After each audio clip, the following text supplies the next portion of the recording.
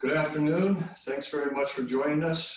I'm Jeff Porter. I'm the Director of the Office of Research and Sponsored Programs. The purpose of today's session is a quick overview about why this department offers this program, what our objectives are for each of you and for the university in general. The people you'll interact with here are Dr. Butler, who's the Vice Provost for Research, and he's also the Dean of the College of Graduate Studies. Dr. Jamie Burris is the program manager in my department. Most of what we're going to show you today is of her creation. She's not able to be with us today. Wish she was, because then she'd be doing this, but you'll get a chance to meet her. Casey Penston is our program assistant. Casey's online right now, and most of your communications with us about this will be with Dr. Burris and Casey, but you are always welcome to contact any of the four of us about this program or any interest or questions you have about sponsored projects in general. I'm going to go ahead now and turn it over to Dr. Butler, discuss his vision and rationale about the program. Great. Good afternoon, everyone. Happy Friday. I appreciate seeing everyone here. I have two roles here at the university. Role one is as Vice Provost for Research, the Chief Research Officer of the university, and the second is as Dean of the College of Graduate Studies. I'm going to be speaking to you today from my Vice Provost for Research role. Quick background, I've been here just shy of 4 years. January will be 4 years since I've arrived, and I was hired specifically to grow the research enterprise at MTSU. In particular, grants and contracts is how that is measured. The way you grow grants and contracts are by increasing participation by faculty in all colleges and providing them the skills and capability and bandwidth by which to be successful. To be a successful grant writer means you have to do a couple of things. In particular, you have to fail, and fail often and ideally rapidly until you actually get success. What's interesting about the grant writing enhancement program that we have created at MTSU is that it is not a weekend, it's not a 2-week course, it is not a brown bag seminar series. It is a 3-year plan. Three-year plan, and it's a 3-year plan for a specific reason, and that is when you apply for your first federal grant, the probability of you being funded by an agency is less than 10%. When you take your feedback and you start over and you revise it and submit it again to the next cycle, your odds go up to about 25%. The third time, after you take your feedback from your second series of feedback, and then you resubmit it, a new and improved proposal, your odds get closer to 50-50. So the purpose of the Grant Writing Enhancement Program is to have the resources, to have your team, to have the support mechanism for your journey until you get funded. If it only takes you the first try or 2 years or 3 years to get funded, that's fine. If it takes you 4 or 5, we are here supporting you until you get your first large federal funded project. Once you've achieved that, you will then have the experience, the mental model by which you can then replicate. So that is the purpose, for us to be there with you for your grant writing journey until you hit pay dirt and you're successful. If you could introduce yourself, starting with the first name down, going down. And what I'd like to hear from is give us your name, tell us what department you're in, what is your area of research focus, your topic or topics, and what one item you would like to accomplish through the Grant Writing Enhancement Program. My name is Xin, and I'm from the Department of Computer Science. And this is my second job. I was teaching in another teaching-focused university before. So now I'm in this research university, so I need to do more research.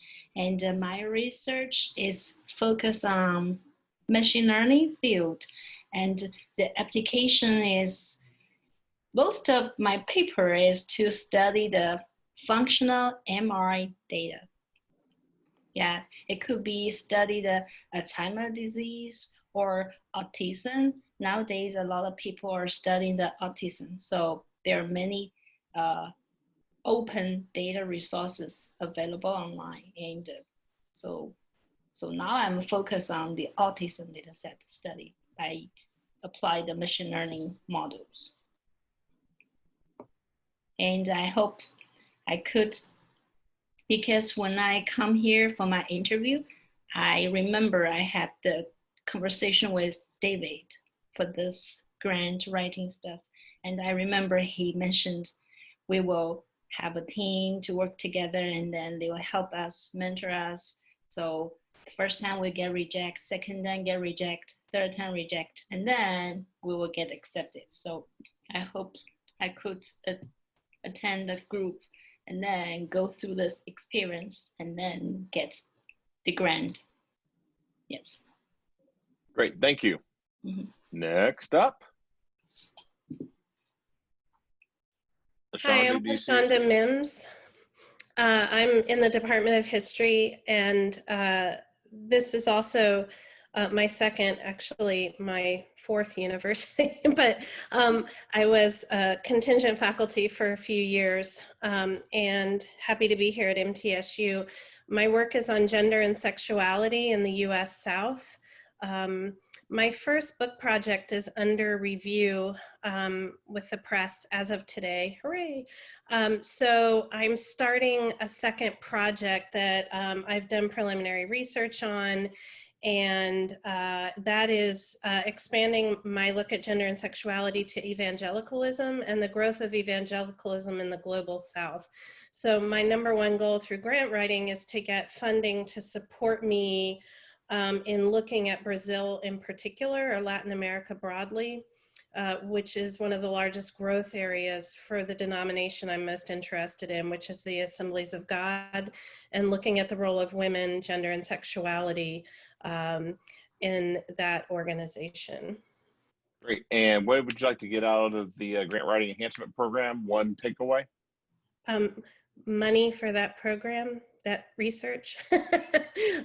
So, I mean, I think I've not done anything beyond internal university funding, and I'm always stymied by the reality that those of us who work in the humanities, history, I would say even maybe more so, don't really understand how to get grant funding outside of, in other words, I keep hearing you talk about federal grants, and that seems, I know they exist, but it feels like something that happens to like 10 people every 10 years in the humanities. So I'm really eager to see what's available out there and where I can focus so that I can get some funding for this Brazil piece of the project, which will be expensive travel, etc. Okay, great. Thank you for that. Next up. Hi, I'm Vajra Manatunga, and I am in Department of Mathematics, and my area is actuarial science. And as Xin mentioned, and I'm also from another teaching university. So I worked there 3 years. So I want to bring my, maybe increase my research productivity at MTSU. So I applied, before I come here, I applied several grants. Something I learned, and they don't even provide any kind of feedback. You just get an email saying there are more applications, so we chose someone else. So I want to learn why those grants, like what would have been my mistakes, and so I want to increase. I want to make my grant proposal more creative and get a grant. Yeah. Great, thank you for that. And just to mention a few items, one of the benefits of being part of the grant writing enhancement program is the ability to have peers review your grant proposals beforehand, and also your mentor, and also submit it before a internal panel before submission. And that's where you get some very critical feedback that should accelerate your failures and then eventually your successes. What's actually more frustrating than getting a rejection without feedback is actually getting an acceptance without feedback, because you have no idea what you did well and what you can improve on the next time. And so feedback from any grant application is a critical cornerstone for that friction of learning that we're all trying to achieve. Okay, great. Next person. Hi, everyone. So my name is Jashri Ranganathan. I am from the Department of Computer Science, and this is my first job at MTSU. So my research is broadly in the area of data mining, machine learning with big data, and also education data mining. So one thing I would like to focus on is to have a good network, like communicate with different people from different departments, so that helps me in collaboration. And the other thing is to get my first grant and start with research using a federal grant or any outside grant. Thank you. Great, thank you. And obviously cross-campus collaboration, cross-university collaboration, cross-country collaboration is one thing you'll learn about that helps most grant proposals to be funded, especially in the era of slightly increasing dollars, but more applicants going after fewer dollars than ever before. All right, great. Next person. Hello, everyone. I am Ramchandra Dhima. So this is my first job as well. Regarding the research area, I work on a statistical network model, especially on stochastic networks. I'm also interested in, as Xin says, I am also interested in analyzing the fMRI data and work on apply the statistical networks on fMRI data as well. My main focus on this and participating this is I want to find someone who I can work together with. I also want to find some research collaborator and learn how to write the grant properly, so that I can start from the, let's say, university level grant and then move forward to some NSF or NIH grants. Great, thank you. Next. I'm Erika Stone. I was recently hired in the English department, both as an assistant professor of technical writing and communication, but also as the associate director of general English education. My research areas are technical and professional communication, and more specifically, the intersections between the kinds of research that we do on technical process documentation or instruction sets, and where those intersect with organizational communication. For example, the kinds of communication that might happen in public coding communities. The kinds of support that I'm looking for this enhancement program is particularly support in working on my first NEH grant that opened on September 9th and is due December 16th. So I don't know what the timeline is for this workshop, but I'm going to try to work on a pretty tight timeline to try to get that submitted. Next up. So my name is Uruk Orak, and I'm an assistant professor in Department of Sociology. And my research interests broadly include sociology of crime and deviance, mental health, military sociology, and immigration. More specifically, I work on how life transitions like military or immigration affect people's criminality and mental health status. And I had an experience with National Science Foundation earlier, but of course I failed, just like many of other people. And I expect from your program to provide a little bit more push and provide feedback and review my material. And also, I think exposure to these kind of stuff is very important for securing a grant. So that's why I'm here. Thank you. Great, thank you. Next. Hello, everybody. My name is Xin Yi. I'm associate professor in the communication department, communication studies department. My research, the most recent project I was completed is a book about discourses, formation of citizenship in Taiwan. So essentially, I'm curious to understand how citizenship is communicated. And now I'm shifting or expanding the project to more like applied.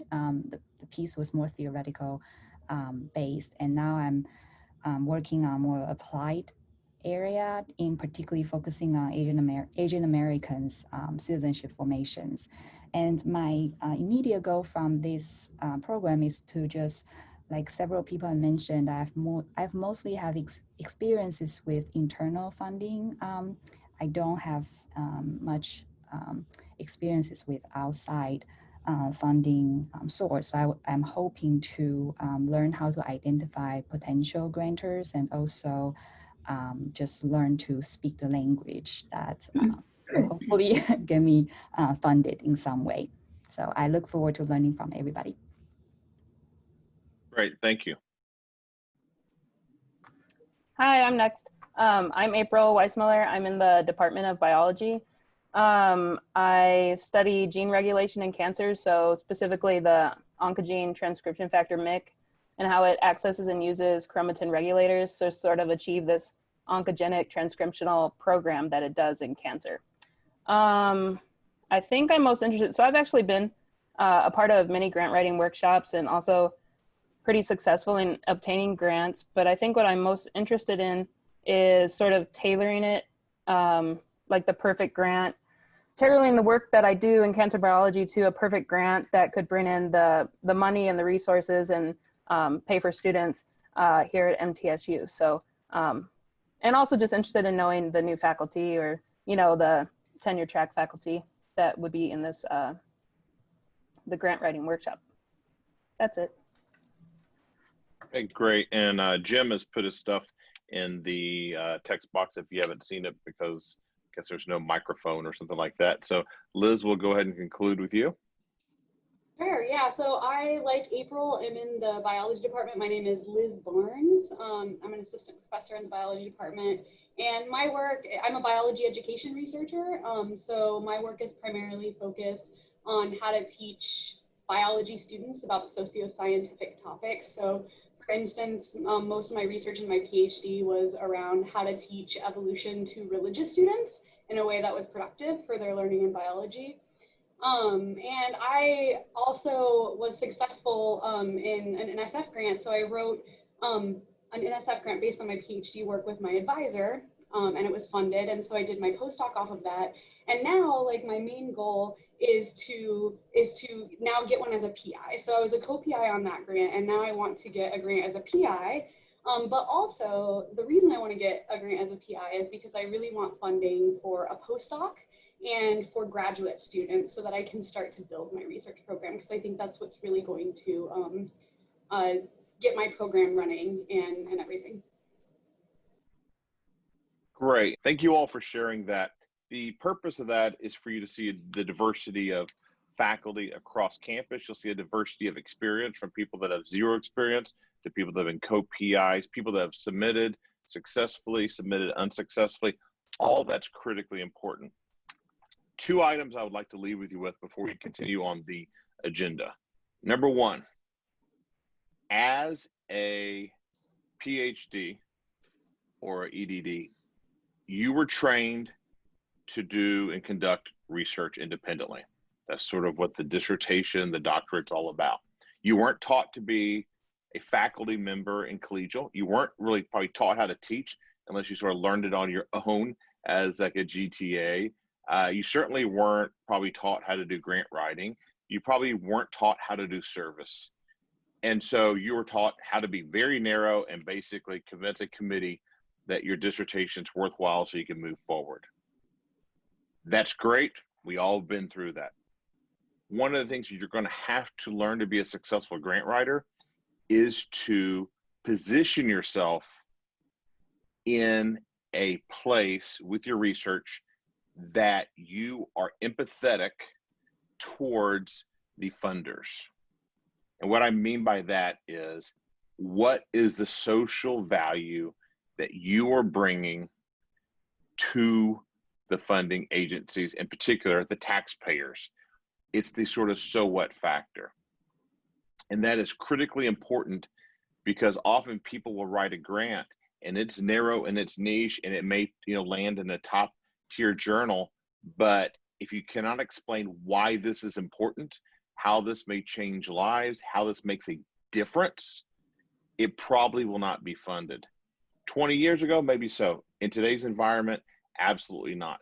So as I was listening to each of you talk, immediately my mind is running to this great, I understand machine learning. And then that question is, how is this going to transform people's lives? How is it going to make a difference? And that could be from the position of Taiwan, with a lot of the saber rattling happening now, to educating people in biology, to how do you do cancer transcriptions? How can you take statistical analysis that's happening in a computer science environment and take that out to solve social problems or a criminal justice item? The list goes on and on and on. So every one of your research topics has social value that can be wrapped into it. It's just a matter of learning to create that in a narrative format, and that becomes part of your voice as you're trying to sell your project moving forward.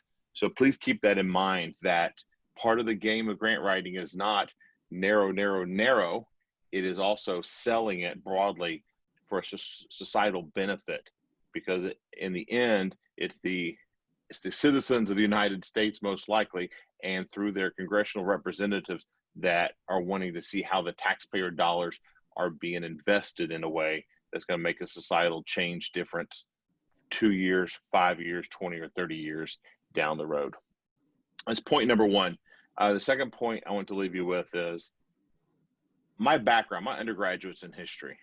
I am a social scientist by training. I'm a geographer, so my master's and PhD are in geography, and I'm actually on the human side of geography. I'm a human geographer. I have had NSF funding as a lead PI. I've had NIH funding as a lead PI on a project. So it does not matter your background in terms of whether you're in the humanities, social sciences, business, bench sciences, etc. It's how relevant is your topic, how interesting is it, and can you convince somebody to fund it? That is sort of the critical goal.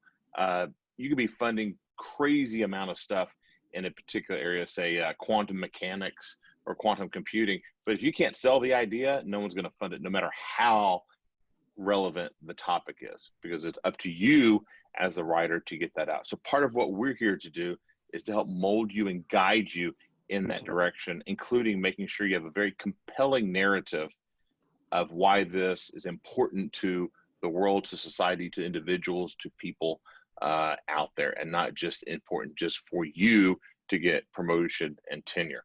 That's important, but that's assumed built into it. Any questions for me before I turn this back over to Jeff? So Jeff, I'm handing the floor back over to you. Thank you, David. To reiterate, our purpose is here is to prepare each of you to be leaders in your field.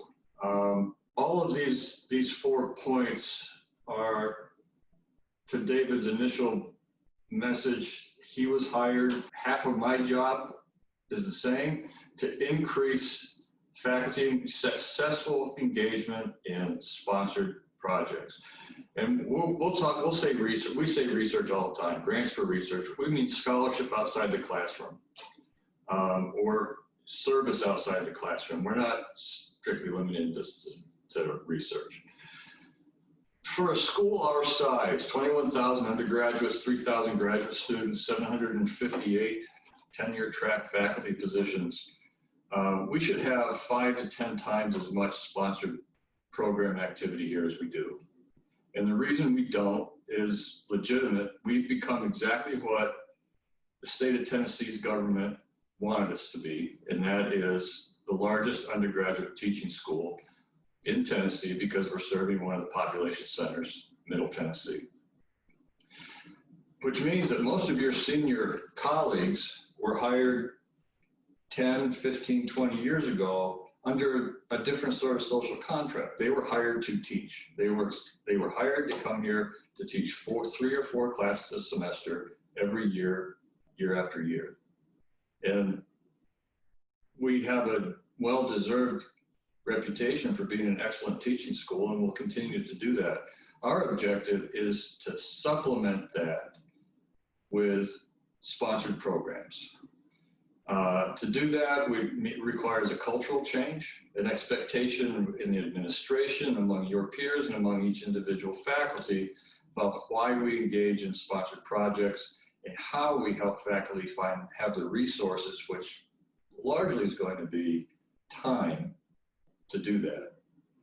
So one of the underpinnings of this development program is to help you through peer-to-peer support and with mentorship, just figure out how to make room in your career to succeed with sponsored programs.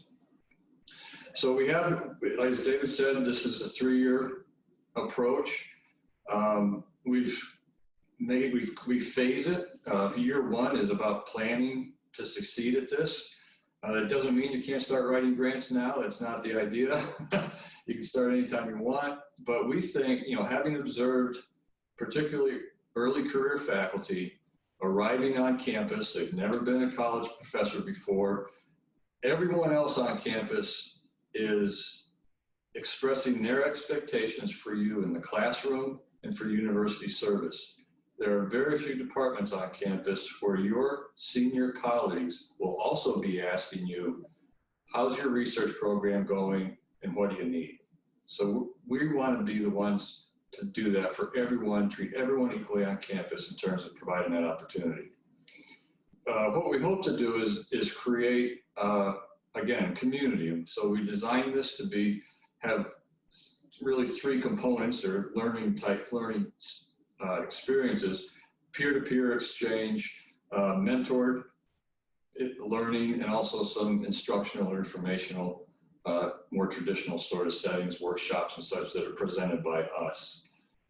We wanted to create a program that provides enough structure and rigor and accountability from you to us, from you to your peers and your mentors, that it's meaningful, but we don't want to create something that you have to walk away from because you just can't make the time given the expectations within your department. So real quick, bear with me, I'm gonna jump off the slideshow for a minute and go to the internet and show you where our public facing material for this is. MTSU homepage, find my department under our research and sponsored programs, and you find our beautiful landing page. Our next session like this in a month, that's just going to be describing what this department does and how to work with us and how we can help you and how to make us help you. But for now, under faculty resources, grant writing enhancement program is one option. And again, this is the public facing restatement of our goals, really simple. People can find all of our workshops and such. Everything we will do for this in terms of group get-togethers, other training workshops and such are all going to be open to the entire campus. They'll be able to find their way here, but you can go to this drop-down, GEP curriculum, and Dr. Burris has created a pretty simple format here for year 1, which we are calling professional development. It has a monthly activity, which includes either all of us or some smaller groups I'll talk about in a moment. This year 1 really is about developing a professional development plan for yourself. And I'm going to jump real quick to a template we created that we're going to ask you to use. You can customize this as suits yourself. So, you're all faculty, you're all very bright and creative, and you're going to say, well, I'd rather look like this, so knock yourself out. But the point is, we want to go for year by year, as far as you can get toward 10 years, to describe or set up for yourself goals and objectives in different facets of your career as a scholar. The classroom is 1. University service is 1. We're really interested in you parsing your scholarship outside the classroom into its component elements to make sure that nothing gets lost, everything's getting its equal attention or deserved attention. And most importantly, is for each year, you establish a goal. What do you want to accomplish? It could be just a state change or just things you want to accomplish that year. Most importantly, we want this to be actionable. This isn't a research plan. This is a game plan for what you're going to be doing day by day, week by week, month by month to move the needle on your career as a scholar. With the foregone conclusion that within 10 years, you will have national standing in your field. That's our objective.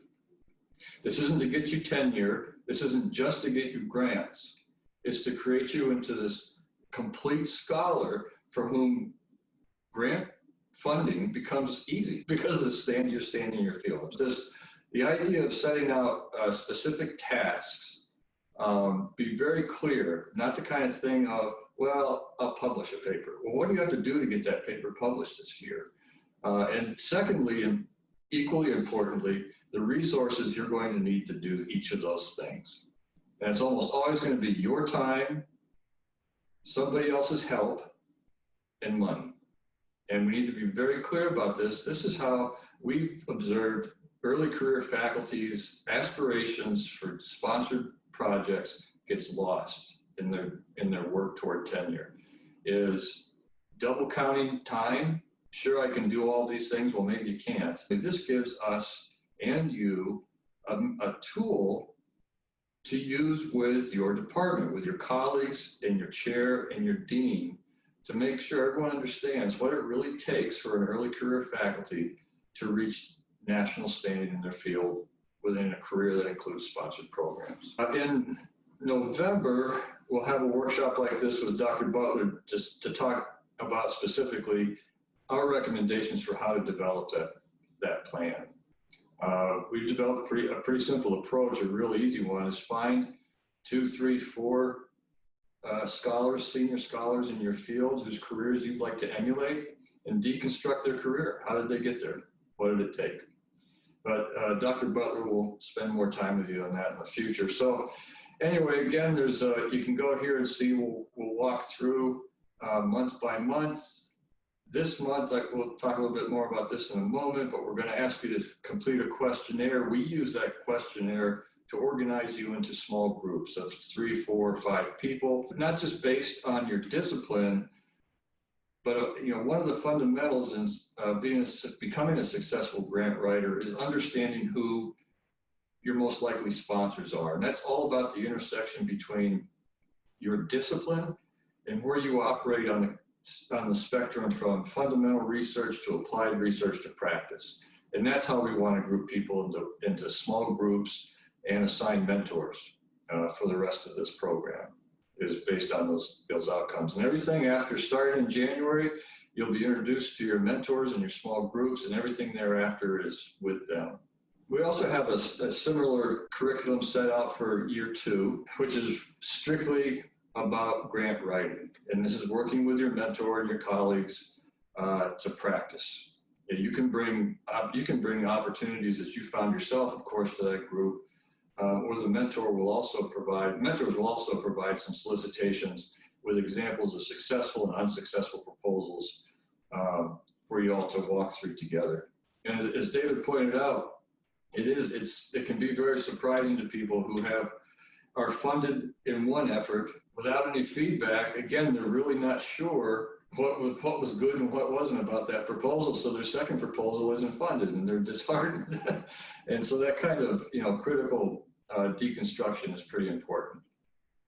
In the 3rd year, you'll continue on with the mentored grant writing, but we'll also just talk more about life as a funded PI, how you manage a grant, etc. And again, we're not limiting this to federal agencies. Whatever the best fit might be for you, is your aspirations, is what we'll work with you on. It might be private foundations, it might be private companies. We'll find the right one. So for the actual workspace for the program, you'll be in D2L. Dr. Burris and Casey created a D2L class for each cohort. You're the 20 to 24 cohort. When you get into D2L, remember to select all under your courses. And after today, you will have the Grant Writing Enhancement 2020-2024 cohort available to you. And like any class, you'll find your roster, calendar for events, recordings of our workshops and other training materials, and your assignments. Which quickly brings us to your first assignment will be completing this typology questionnaire. In the D2L space, you'll find the hyperlink to complete that and submit it. And again, we'll use that to move you into groups. We're asking that you could complete this by October 2nd, and this is your opt-in. If we do not hear from you by October 2nd, you will not be enrolled in the D2L class any longer. In the future, decide you want to get back in, contact us at any time. But we're very serious about the idea that if for peer-to-peer learning to work, it requires accountability. And people drifting in and out, it isn't going to work. You can't just come when you feel like it. We need people to commit their time and show up and do the work for yourself and for your colleagues in the group. That is a very quick overview of what's coming. And I'm happy to entertain any questions any of you might have. As you move, once you get assigned into your work groups, that will be reflected in the classroom there as well. You'll be able to see what other people do, but you won't be, what their schedules are, but you won't be able to, for instance, in that shell, you're going to share your professional development plans. As you start writing, you're going to share that as well. Those sharings will be restricted to your working group. And again, is being a peer-to-peer support system, learning system, the diversity that we've seen in this group right now serves us well. I mean, it's wonderful to have people in here who have been postdocs, who have not been postdocs, who have been co-PIs or even PIs, and people who have not, because that makes it for a very rich environment. So that's my talking head bit. I turn it back over to David. And does anybody else have any questions? I did have just one question, Jeff. I'm just curious. The mentors that you assign, do they stay with you throughout the second year? Yes. Yeah. Oh, okay. All right. Yeah. No, that's right. We'll connect you with people over winter break. You have winter break to work on your professional development plans. So the task at hand for now is just get that typology questionnaire done. In October, we're going to have another Zoom session that's just about this department and what we do for you and how to make good use of that and some of the resources we have that don't need us to help you, for you to use them. And then in November, we'll be back together again with Dr. Butler to launch you on your professional development plans. You spend Christmas break working on your plan. You submit that in D2L to your new group, and you meet in January with your group to present your plans to each other and questions and comments. We also expect, you may know that already that we have 2 internal grant programs from this office. One is for faculty. It has a great acronym. It sounds like EPICAC. It's for CAC, Faculty Research and Creative Activity Committee. It's a faculty committee. That grant program is specifically and primarily intended to provide funding and to prepare you to compete for an external opportunity. It's not for funding for folks who haven't been successful with external sources or just because they want to do a one-off. That's not what it's for. So, it ties directly in with your professional development plan. A condition of acceptance of the award is to identify one or more specific programs that you will apply to because of that grant. So that's the FCAC application cycle begins for you will begin next September. Liz is actually applying this year because she's able to compartmentalize part of her work that she's already doing. But it's 15th of September. If participants in this program have to apply to that next year, and the year after. There's only one deadline in September. Folks who are not funded in that round are invited to reapply in the spring, but it's not a general call. It's only for folks who weren't successful. The second grant program that we offer is for undergraduate research. There's small grants at the bottom. There's 3 tiers. At the bottom is $500 for supplies. The top end is for teams where the students and the faculty mentor receive a stipend. All the levels require a faculty mentor. That application cycle ended. There's one semester. It just closed now, but you will also be expected to mentor a student for an application either starting this spring or at least by next fall. So that comes up in next spring in the GEP program. In February, you'll be talking specifically about preparing for those 2 opportunities. Questions? Thank you. You've been very patient. Dr. Butler? Great. Thank you, Jeff.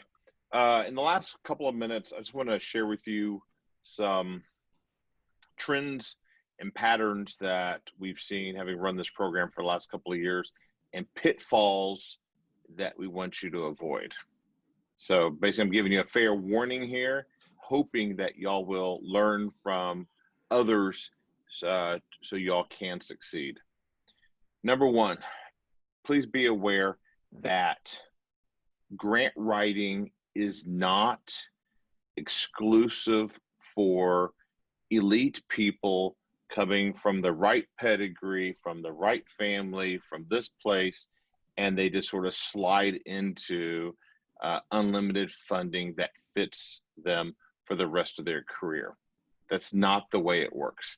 Are there some that fit that category? Yes, but very rare. For example, almost everything I've ever accomplished in my life is because of failure. And I'm not saying this as sort of a trite statement. I've got bruises and scar tissue to show you it was. Going all the way back to where I almost didn't graduate from high school. So I've learned a lot. And the grant writing process took me a while. I failed for 3 years by chasing the wrong things, chasing too many, writing to the wrong people for the wrong money. But each time I learned something from it.